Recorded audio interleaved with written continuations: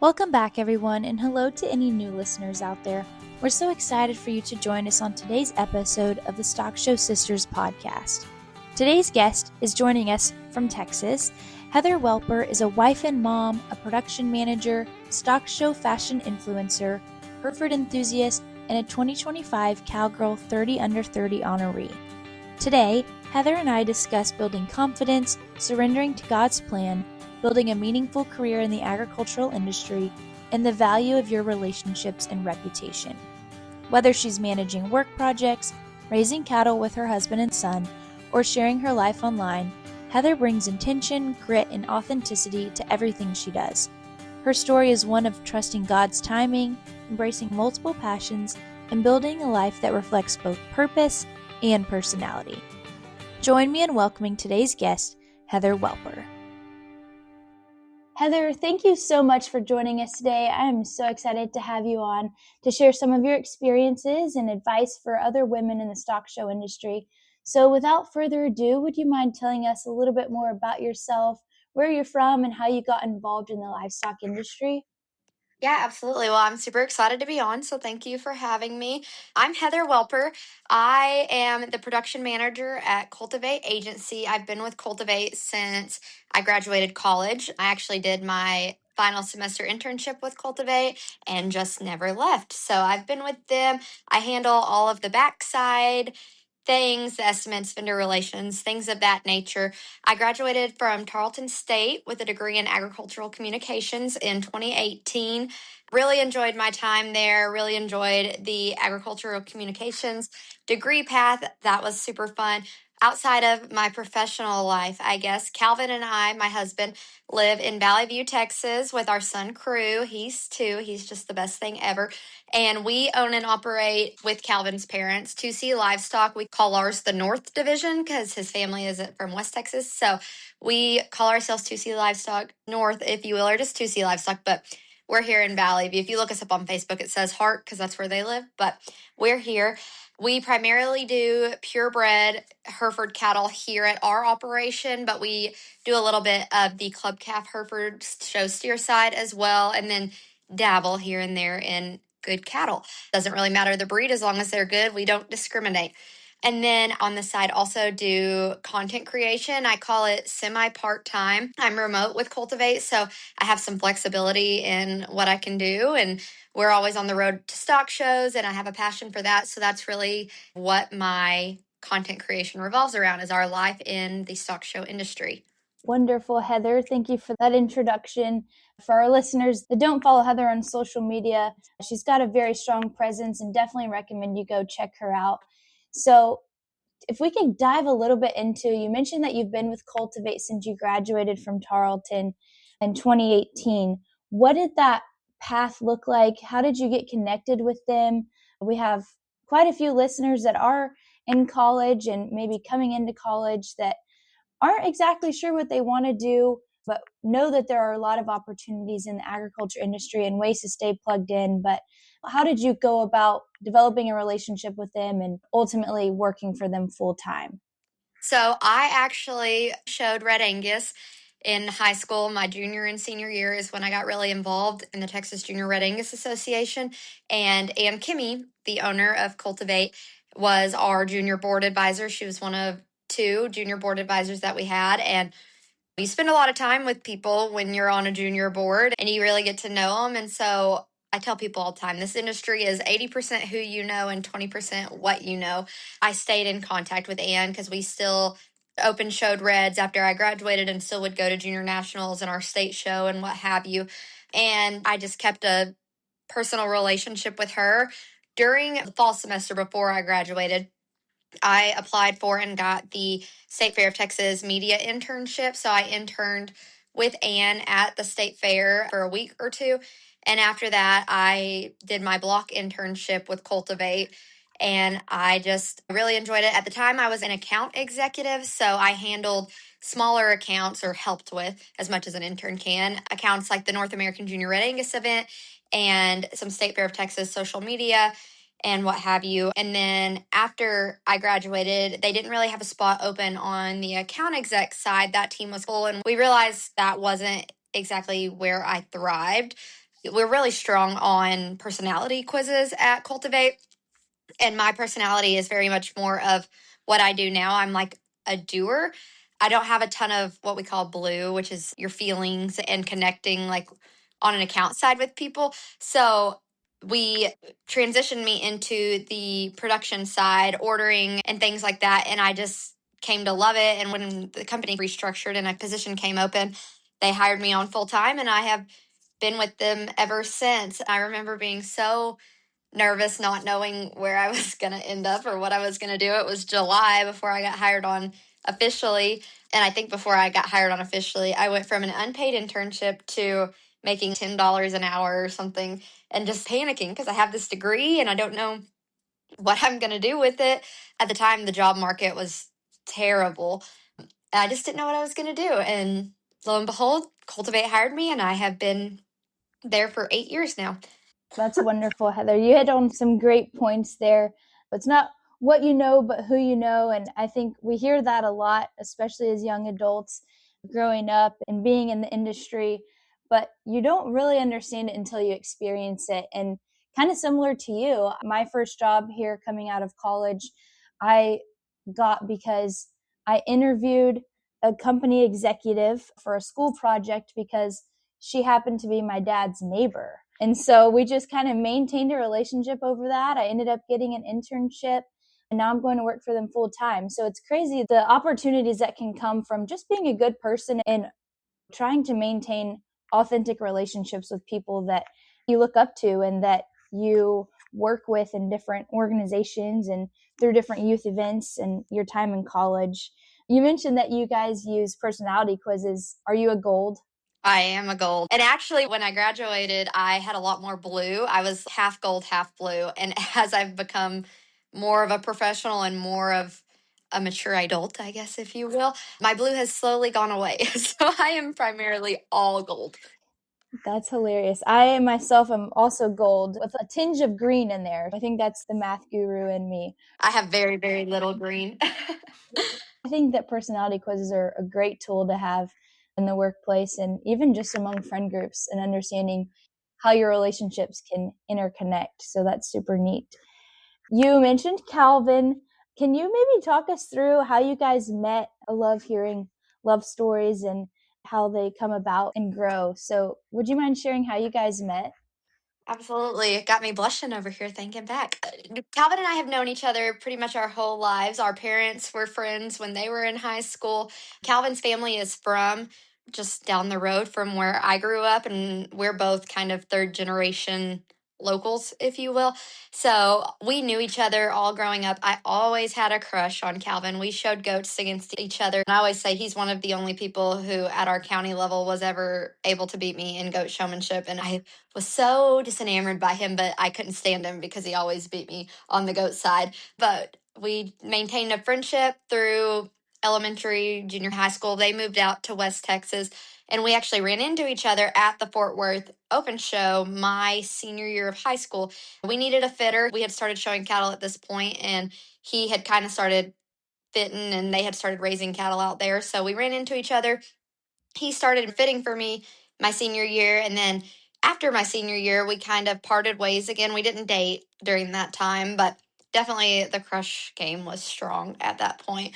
And then my best friend and I, we went to Tarleton, but we went to Tech for a Texas Tech football game, and we walked into Fuzzy's, and lo and behold, there's Calvin because he had moved back out to West Texas. And I guess the rest is history after that. That's awesome. I think it's so funny how different everyone's stories are of how they met their spouse and kept crossing paths until they finally were like, okay, maybe we should give this a shot. And so I love that for you guys.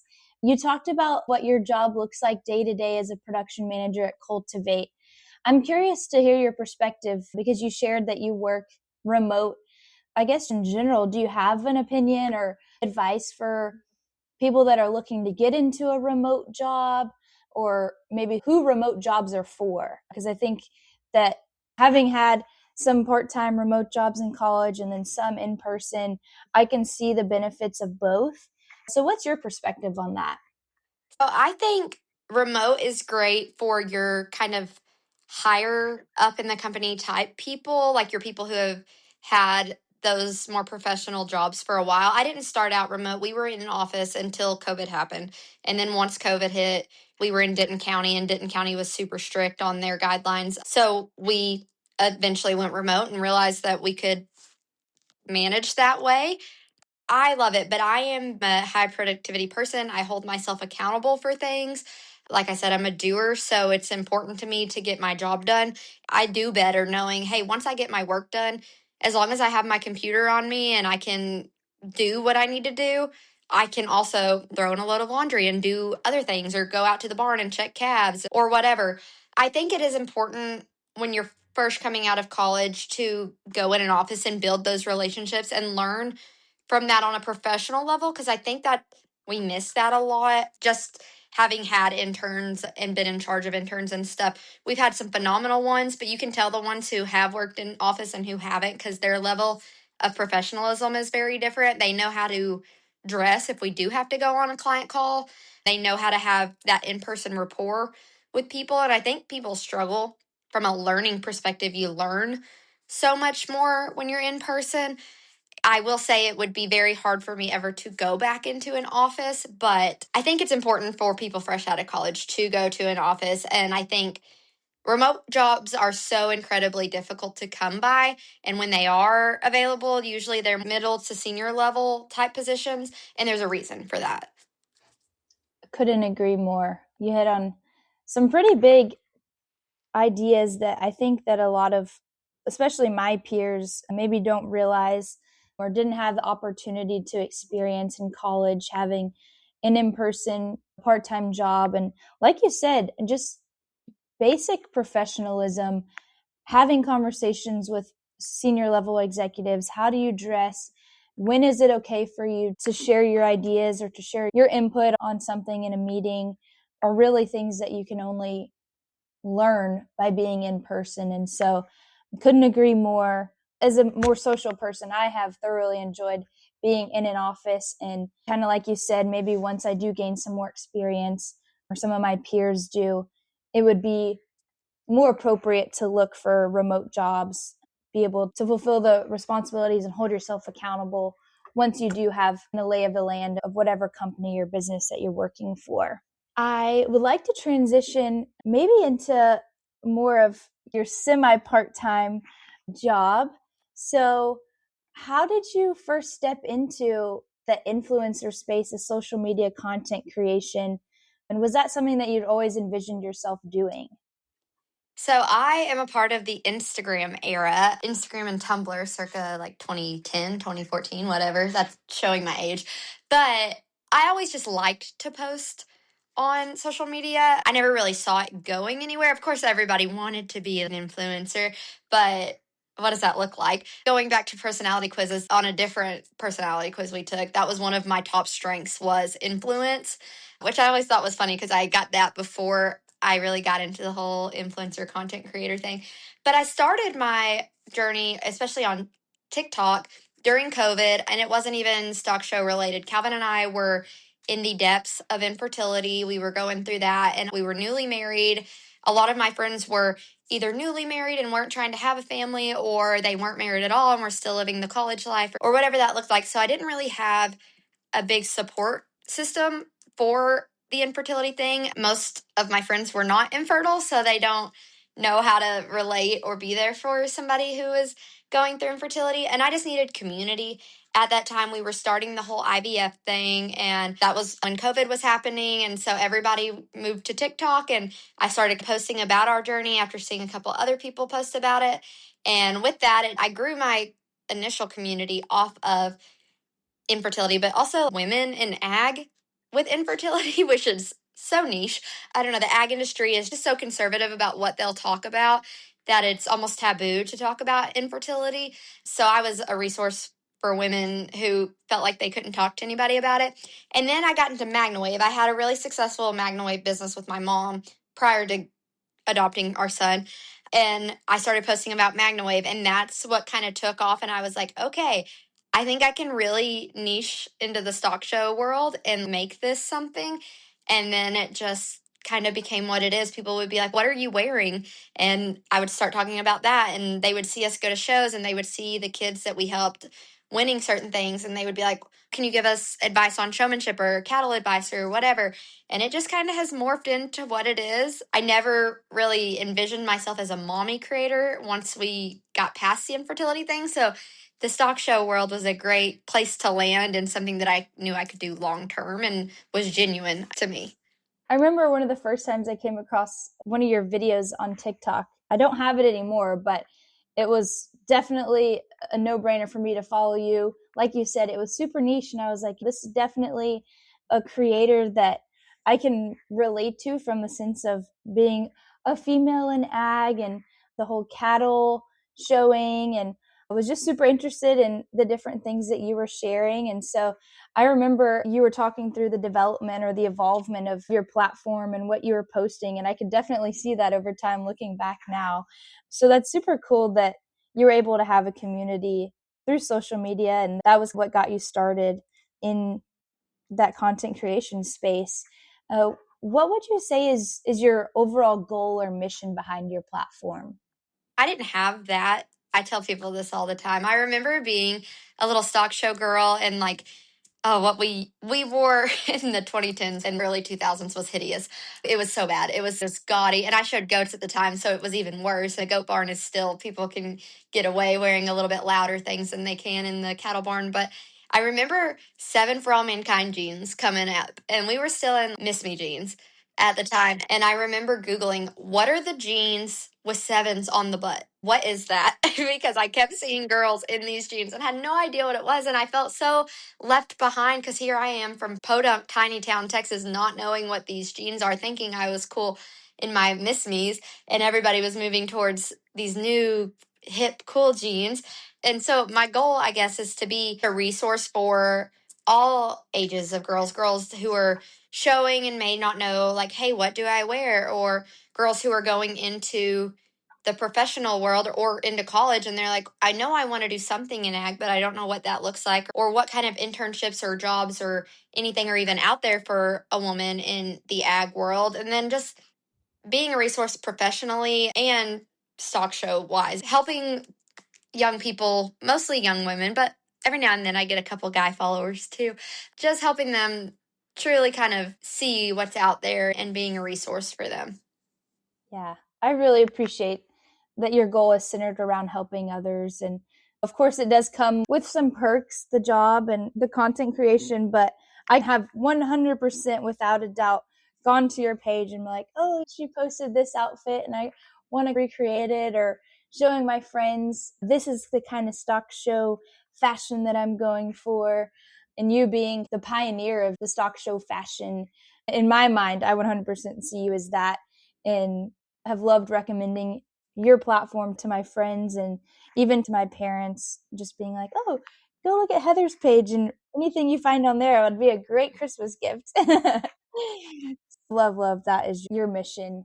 To wrap us up in that space, how do you prioritize authenticity? Because having been a follower of yours for a while, I definitely get that you are very real and authentic, but there's always that pressure on social media, whether you're like me and you don't have very many followers or you have over 30,000 followers like yourself.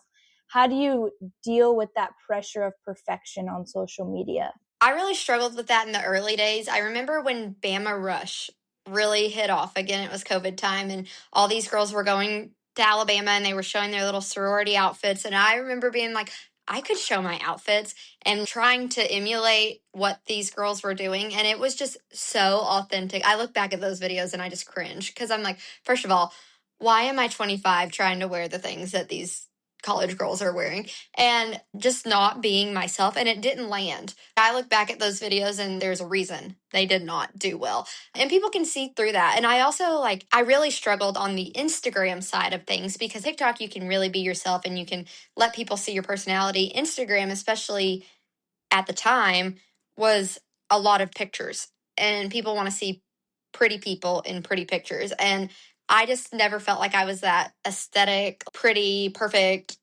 always on point girl. Like I had cute outfits, but my pictures were just kind of half done. I didn't have this perfect preset that I always use, and I didn't have this perfectly curated feed. But I think we're seeing a shift in Instagram go away from that perfectly curated, perfect, where people want to see the real. Like you see these photo dumps that people are posting of their life do so much better than the photo shoot that they spent $1,000 on to get these professional pictures made. So I think it really kind of played in my favor that people wanting realness has gotten more popular on that app. I did struggle in the beginning and finding your space, like you said, and just being authentic to you. And that's what I tell people when they want to get into it. You have to be yourself or people can see right through it. And sometimes that means pulling yourself back a little because I can be a lot. And I have to remind myself what my goal is on here and that I am a professional and I can't just post whatever I want on the internet. It's difficult, but I think as long as you are confident in yourself, and maybe that has come with my age, being confident in who I am as a person, I know that if I post something and it doesn't do well, I really don't care. I like what I put out. And if my followers don't, maybe they'll like the next one, I guess. That's a good point. And honestly, probably a good question for our listeners to ask themselves when they do go to post on social media is, am I confident in this? Am I going to care whether it blows up or whether it gets 2 likes? So that's a good perspective to have. I think you have to be confident on TikTok because if something does blow up, I get this every year at NFR because the algorithm just boosts it. If your things do land and they do really well, and all of a sudden you're on the wrong side of the internet, are you confident enough to deal with the comments that you're going to get that are essentially like, hey, that outfit is hideous, or hey, I would have done this different, or the straight up hate comments that you can get on things where people are just downright mean and disrespectful? Am I confident enough to be like, okay, that's fine? Or is it really going to hurt my feelings? I say most of the time I'm pretty confident in it. And I'm like, well, I picked the outfit. I don't really care what you, couch potato, have to say. But sometimes it does bother you. I can only imagine the kinds of things that people have the audacity to say and share on social media, often behind an anonymous username and an AI generated profile picture or something that is not telling of who they actually are. And kind of like you said, I think it's a good reminder of, I am confident. I am out here doing what I enjoy and what makes me happy. And that's not going to be what makes everybody else happy. And you have to understand that and come to know that your content is not going to be for everybody, but just know the impact that you are having on the people it does resonate with. You kind of mentioned a little bit of what pushed you to get involved and seek community on TikTok and the struggle of switching from college life into the real world and getting a job. And I think that a lot of people struggle when life doesn't go according to their timeline. I know myself, I have always had this timeline in my head of when I would graduate and when I would get engaged and get married. And quite frankly, none of that has gone according to the way that I envisioned it to go. So, how have you experienced that personally? And maybe what advice do you have for other girls that are not experiencing the timeline that they wish they had or that they think they were supposed to? Yeah, so I definitely was like you, and I wanted my ring by spring. And I will preface all this with I am not somebody who was not used to getting their way. I was an only child, only grandchild. I'll let you make your assumptions with that as you will. I wanted my ring by spring. I got my ring by spring. I wanted to be married the following spring. That happened. I wanted a baby by the following spring, and God was like, oh, okay, well, we're about to learn some hard realities. And Calvin and I went through a very long, very hard season of loss that I remember being like, there is no way that I will ever get past this or be able to not dwell on what we're experiencing right now. Because when it takes you so long to get pregnant and you finally do get pregnant, even as soon as you get those 2 pink lines, you envision this life and this child and everything. And then to watch those things be ripped away from you, it happened to us 4 times. You're like, I don't see how I can ever get past this. And I had a lot of friends who were very strong in their faith who had also gone through infertility, whether those were online friends or people that I connected with in real life, who were like, once you see the other side, it will all make sense. And I remember being like, that is so stupid. Do not tell me that. It's just insensitive to say. And I remember being like, I will never be okay with what I'm going through. I can't even imagine. And then we got the opportunity to adopt Crew. And I thank God every night for all of our loss, for all of our pain, all of the suffering, because without it, we would not have him. And he is truly that special. And I remember even being single and being in a time of trying to wait and hope that Mr. Right would come along. Didn't know that it would be the Mr. Right that I had picked out when I was 8 and had only hoped that it would work out. But again, God put him in my life at the perfect time. Had he had us date when he fit for us my senior year, we would not have worked out. Calvin had got to go. He's 2 years older than me. He had got to go and live life in college and had experiences that I didn't experience. And I was not mature enough to be in that kind of a relationship. I needed the time to grow as a person. And then it worked out. And then we met each other at the right time and it all just worked out. And again, with the career and stuff, it was a long wait. And I was one of those people who didn't have all the great internships. I didn't have this beautiful, perfect resume that people that I was competing with against jobs had. But again, it works out. So, as somebody who's old and wise now, I guess, because of all of our hardships that we've gone through, I'm able to, if we're in a season of life that's hard now or something's not working out and I just really want it, but I don't get it, I can now see that God is protecting me or setting me up for something so much better. And prior to Crew and understanding, hey, God's plan really is God's plan, like trust, I couldn't see that. But now I can see it through such a different lens than I could before. So all of my no's now, I still get down and I still get upset about, but I'm like, hey, there's a reason. I've seen it happen. God's plan is always bigger. And sometimes his no's can take 5 years like it did for us. But when he finally says yes to something, I understand now. That is a beautiful story that you share, and so happy for you guys and just grateful for God's faithfulness through those trials. And I think those sufferings, whatever that looks like in anyone's life, not to simplify them, but they make you really appreciate, just like you said, you thank God every single night for Crew and for the experiences that you guys have. It also just puts into perspective even just the suffering that he went through for us to be able to have these wins and these mountaintops that we get to experience in life, and remind us that it might not feel like he's always with us in the valleys, but he's with us in the valleys and the mountaintops, and to just remain faithful. And I actually just thought about a Bible verse that I have on my little whiteboard here on my desk. Romans 8:28 says, all things work for good for those who love God. And I think that your story is 100% a testament to that, and you guys' family. Hi, I'm Kirby Fuchs, Vice President of Creative Services here at Ranch House Designs. Every new logo and website we create comes directly through me and our incredible team of project managers. As a farmer's wife, I understand how important it is to have someone guide you through the process and make it simple, stress-free, and professional. When you book a logo or website with RHD, you'll have a dedicated project manager walking alongside you every step of the way. Ready to get started? Request your free consultation at ranchhousedesigns.com. Is there any other points about how maybe your faith shaped the way that you approach uncertainty or the delays in life like that? Yeah, I think it's funny because big life changes that have happened for me like that have been when I fully turned it over to God. With Calvin and I getting together, I remember being like, all right, God, I'm done chasing. Like, and I had to truly mean it because, of course, we're always like, okay, it's in your hands, God. But we don't really mean it. We're still, especially if you're a control freak like me, our gold coming out. You're like, all right, God, it's in your hands. But I'm over here, like, also kind of playing puppet master. But with Calvin, I was like, all right, God, I'm done chasing these guys that treat me like crap. I'm done trying to settle. It's in your hands. Literally a week later, it's like, oh, here's Calvin. Crew.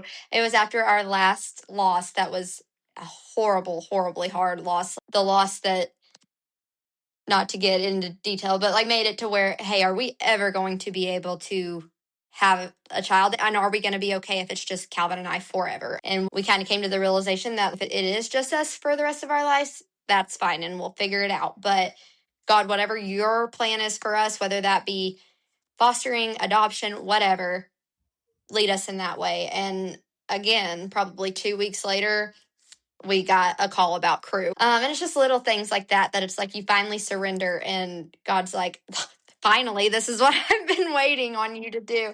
I've always been a faithful person. I've always had a faith-based life, but I mean, there's a reason God puts you through hard things, and it's to strengthen you. So I would say I'm much more strong in my faith now because of the hard. That's a good point. And we're very blessed, especially in the United States, to have a very Christian centered society. And for the most part, a lot of our communities are centered around churches, and you grow up with friends that also believe in God, and it's not a taboo subject. But I think everyone does kind of go through their own faith journey. And kind of like you said, I didn't really dive into my faith until I got to college and was experiencing hardships. It's a beautiful process, and not that it's enjoyable, but I hope that everyone does get to go through something that brings them closer to God, whether it be an exciting or a hard time. I want to transition into some lessons that you've learned from marriage, just in general, especially being that you and Calvin do kind of come from similar backgrounds. Was there something that marriage has taught you that you didn't expect going into it? I don't know. Everybody talks about how hard marriage is and how you have to work at it every day and the hardships, yes. But in my opinion, and maybe it's just because I truly did marry somebody who's my best friend and we are a great team together, it's not that difficult. And there are hardships, absolutely, but the hardships are never because of who we are. You're going to face financial struggles in your relationships. You're going to face maybe infertility, maybe whatever. But if you are truly equally yoked and a team with your partner, it's not that hard. Like, we fight like everybody else and we bicker and whatever, but I don't know. I think Calvin and I have a really good understanding of like, is this really important? Why are we fighting about this? And just letting it go. That's saying something because I am as stubborn as a mule. So letting stuff go is not always easy, but it's just not as difficult as I thought it would be. Like, you hear like, oh, marriage is the hardest thing. I'm like, oh, okay, it's not, in my opinion, but okay. But maybe I'm a lucky one. And Calvin and I knew each other prior to, and we were friends before we were dating. And I think that helped too, that we truly understand each other on that level. But I just don't think it's as hard as people make it. I kind of agree with that. Not that I've been married or even close to being married, but looking up to relationships and to marriages that I want mine to look like, I just don't believe that it's that hard. Once you make that choice, or you decide that love is going to be a choice and then it's not just a feeling, you're going to have to choose each other every day. You're going to have to prioritize each other and show up for each other when maybe I can't give 100% or I can't give my 50%. So my husband's going to give a little bit extra or vice versa. And like you said, being equally yoked is going to make the load a lot lighter, and just working through those troubles together. I think it's such a blessing to be able to marry your best friend, like you said, and super, super excited for when that day hopefully comes for me and for my friends that are dating and things like that. Thank you for sharing that insight. On the flip side of that, you're also a mom to Crew, the cutest little guy. How has becoming a mom changed your perspective on life and work and just all the things? Oh, it changes everything. And it changes everything in your marriage too, because it was like, okay, well, we can go and do and spend as we please. And now it's like, okay, Heather, instead of buying $500 pair of turquoise earrings, that's part of Crew's college fund. You got to make choices that are centered around him. And Calvin and I are very much on the same page of everything we do is for Crew and everything we do is to build something for Crew, because we wouldn't have what we have had our parents not saved and put back for us to be able to go to college. Calvin and I are very fortunate. We don't have any student loans. We live on my family's land, and I know that is such a privilege to take. But because of that, we're also self aware that, hey, life is getting harder and harder to afford. I don't know how even y'all's generation is going to be able to go and buy a house or buy land or whatever. So Calvin and I are doing everything in our power to set a life up that Crew's going to still have to learn how to work hard. He's not just going to get everything handed to him. Absolutely not. Calvin and I still had to work hard. We do for ourselves, but we want to be able to help him where we can. And that's super important for us. And it's not a goal for everybody, and we totally understand and respect that. But like for us, sacrifices now, like, hey, we can't go on that big fancy vacation that we wanted to go on. Stock shows at this point are our vacation because if he wants to show, we want to build a legacy for him to be able to show livestock in, and we want to do these things and do them for him. And it changes too your perspective on life, on what's important and what's gonna get your goat, if you will, and just silly things. You're like, oh my gosh, that used to bother me so bad, and now it's just, it is what it is. Motherhood's funny. It humbles you for sure. I can only imagine how humbled my mom was with myself and my two siblings. But like you said, there are a lot of families whose kids do have the privilege of growing up with stability, whether that's financial or emotional or whatever. But at the same time, I think it's very important for the parents to realize that those kids do still need to be surrounded by some different pressures and to learn responsibility, like you said, to work hard. And we can't have nice things without getting rough and tough and working hard for them. So super grateful that I also had a similar path and parents that recognized that they wanted to give us everything they could, but that we did have to earn it still at the end of the day and appreciate every penny and every hour that went into giving us what we had. I did see you recently went to Canada to judge. That looked awesome. So did you collegiate judge at Tarleton? I did not. So I don't even know that Tarleton has a judging program anymore. We did when I was there. They were not very good. And I loved to judge livestock in high school. I did it through FFA, so I did not do it through 4-H. We didn't even have a county 4-H judging team program that did that. I was good at it in high school from an FFA perspective. I wasn't winning major contests or anything by any means. I did well when I could. And Calvin and I actually had that conversation recently of if I could go back, would I change it? No, because life has kind of put me where I am. But that is something I regret not doing, is taking maybe the JUCO path to have gone and judged in college. I think that's a super unique path and been able to see a lot of my friends go through it. And then I've also seen, being here at Texas A&M, we usually have a couple of in-house kids on each team that don't go the JUCO route, but that go through the wool judging, meat judging, and eventually end up on the livestock judging team. But for those of our listeners out there that maybe did not take the collegiate judging route, what is your advice to them if they do eventually want to end up maybe judging a local show or even just breaking into the judging scene, having not been a collegiate livestock judger? Yeah, so I think you have to go into it knowing that you are so far behind, because I am. And the reason I got into it is I have a friend who was an ag teacher at the time and was kind of hard up for some help. They had a cattle clinic that they were going to put on and a little show with it just at their local thing. And she reached out and was like, hey, I'm desperate. Can you help? And I was like, sure. And that was Calvin and I's first show that we did together. And we did it 2 years in a row. I think there were like 10 kids at that. But that matters to those 10 kids. They were not kids, at least at that time, that were going to go and be competitive on a major level, but they wanted their time. And in that time, I realized, okay, me speaking to every single kid at this level is important and making their experience good. And then that kind of ignited something in me that was like, hey, I kind of enjoy this. But Calvin and I also are respected within our industry, and people know we can pick good cattle because we sell good cattle. Even if they're not ones we raise, we go and find them for people, and people respect us from that. And they've seen that we understand. And then they especially see on the showmanship side, which is mostly what I get asked to judge, our little showmanship portions of shows. And most people hate judging showmanships. They're always kind of desperate for those too.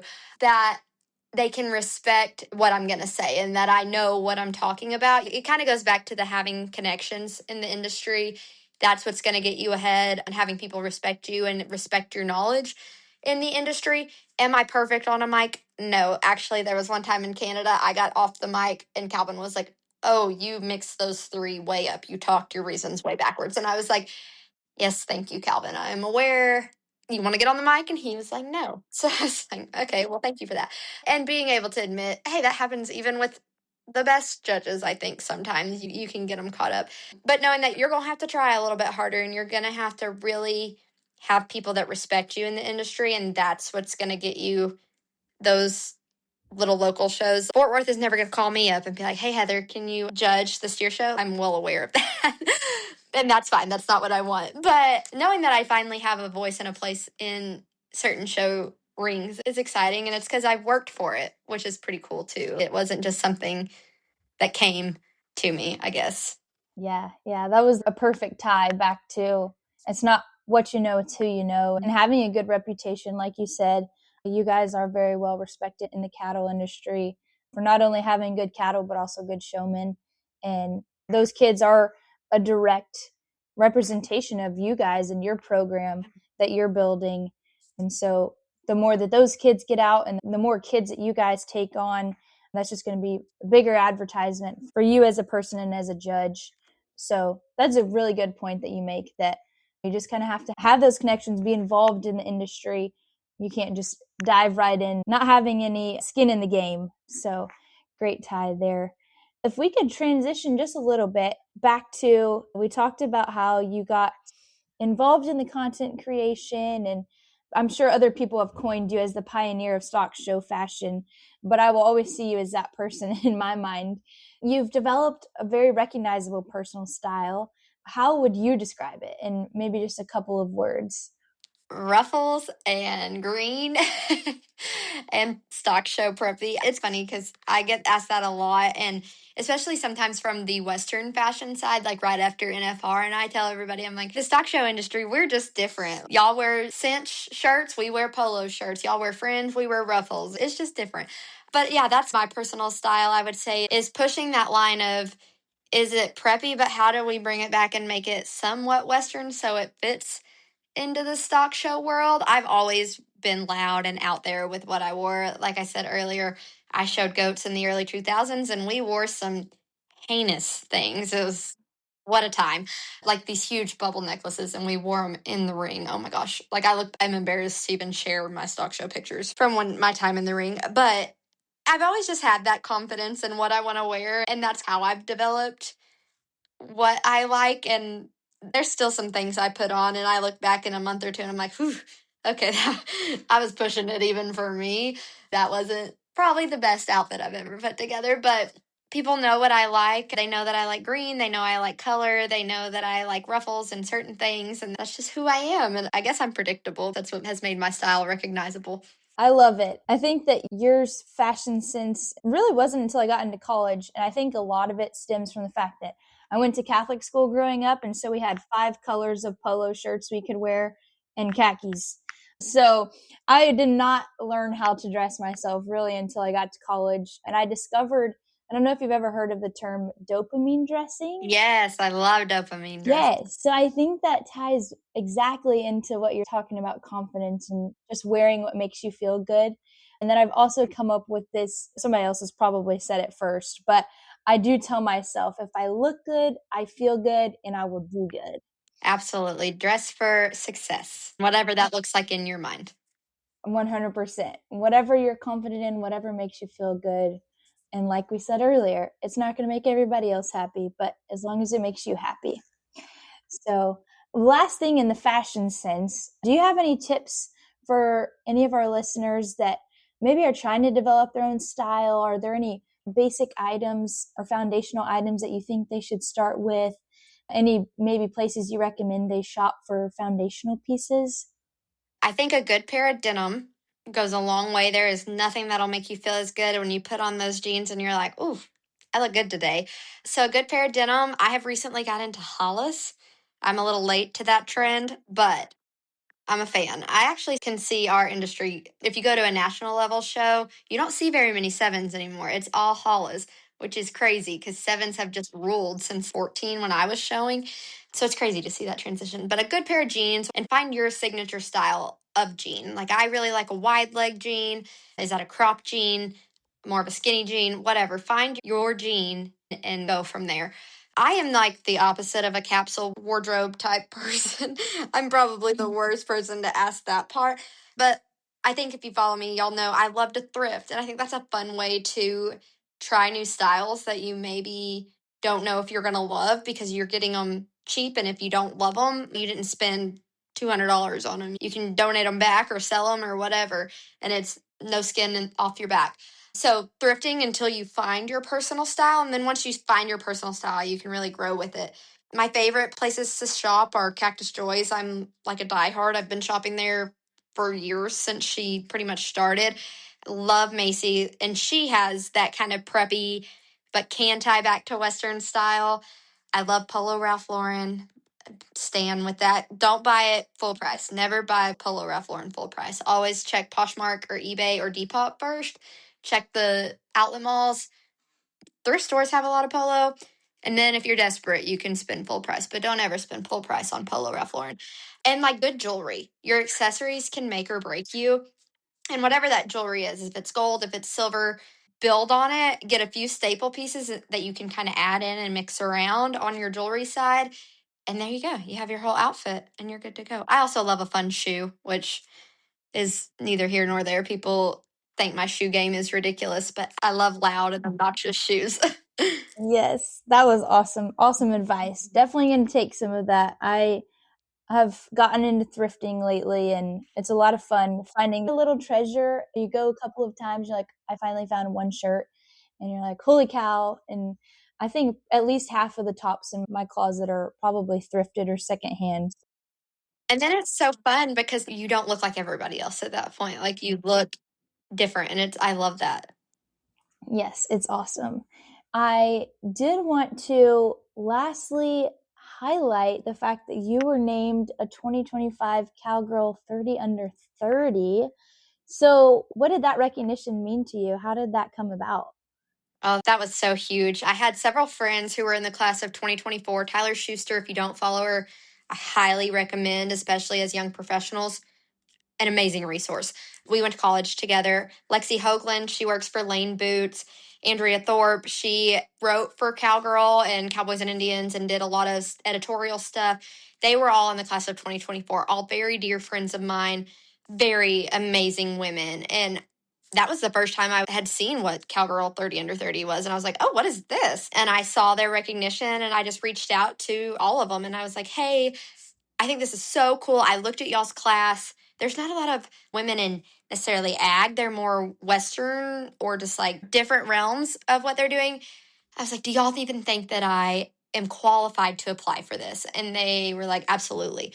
And I remember talking to Calvin and being like, I know that they said they had the 130 people apply their year and only 30 are named. What are my odds? And Calvin was like, it's like going into class 12 with an exotic steer at Fort Worth. Your odds are the same, except there's 30 of y'all getting selected instead of 10. And I was like, okay, Calvin. It did put it into perspective, but I was like, all right. It was huge. It was such an honor. I went into it like, okay, if I don't get it this year, I can still try next year. I just want to put myself out there. What is that going to look like? And then I got it. And it is not at all because of the fact that I can get online and post pretty outfits, which I thought was cool. I got it because of the work that I'm doing to try to be a good role model and impact youth and ag, which I thought was so special. It wasn't because I can be a pretty face on the internet, it was because of what I'm doing. And that it humbles you to be selected for something like that for who you are and not just like, oh, she's pretty type thing. I'm sure you've heard it plenty of times, but congratulations for myself and all of our listeners out there. That is such a huge recognition and wonderful that, like you said, you are recognized for the work you're doing and the impact that you're having on the youth in our industry. So, to wrap us up today, Heather, I did want to ask you a couple of rapid fire questions. So, you are a cattle girl at heart, and I won't make you pick between Herefords and Red Angus. So, I will just ask if you have a favorite between heifers and steers. Heifers all day. Actually, I prefer showing bulls more than anything. I love a good bull, but Calvin hates them, so I don't know that we'll ever have a bull, but I love a bull. They're like big, giant dogs. Yeah, I had a bull my junior year of high school. His name was Louis Vuitton, or Louis for short, and he was the biggest teddy bear. Less of an attitude than any of the heifers I ever showed. So definitely loved that. Is there something you can't function without during shows? Mylani or Bloom. I have to have some form of energy drink to get me through. I am a nervous wreck. So I probably shouldn't drink 200 milligrams of caffeine on an empty stomach before we go into the Hereford show. but I just can't help myself. I got to have something, and coffee just doesn't do the trick on those days. So I have to have my energy drink and usually some form of jacket because I freeze to death, or ski pants, either one. Okay. Do you have a favorite flavor of Alani? I love either the cotton candy or the cherry Alani. And then on the Bloom side, I like the apple crisp. Okay. I haven't tried that one yet. Oh, they're so good. Awesome. And then do you have a hype song?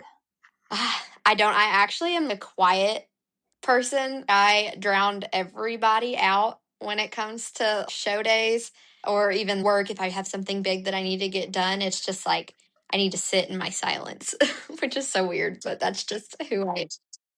I will send all my silence to you because I cannot sit in silence. I always have something playing in the background. Awesome. Heather, lastly, where can our listeners find you? My on everything is just at Heather Welper, Welper. I get Walter a lot, but it's Welper. Or you can email me. That's probably if you wanted to chat with me or ask questions or anything like that. Email is typically the best. And you can find that at the link in all of my bios. It's heatherjbrown22@gmail.com, my maiden name. But that's the best way to get a hold of me if you're wanting to reach out. Heather, thank you so much for joining us on today's episode of the Stock Show Sisters podcast. Your story is a reminder that you don't have to fit a mold to build a meaningful life. You just have to be willing to trust the process, stay grounded in your values, and show up with the intention to impact others. From career to motherhood to faith and personal style, she proves that purpose isn't found in perfection, but in authenticity and growth. No matter what season you're in, her journey is proof that everything is unfolding exactly as it's meant to. With that, be sure to follow our page and join our group on Facebook, where you can get updates about the podcast, ask questions, and even share motivation with other young girls and women in the stock show industry. Until next time, sisters, this is your co-host, Ricky Nardiello, and I hope you have a fabulous week.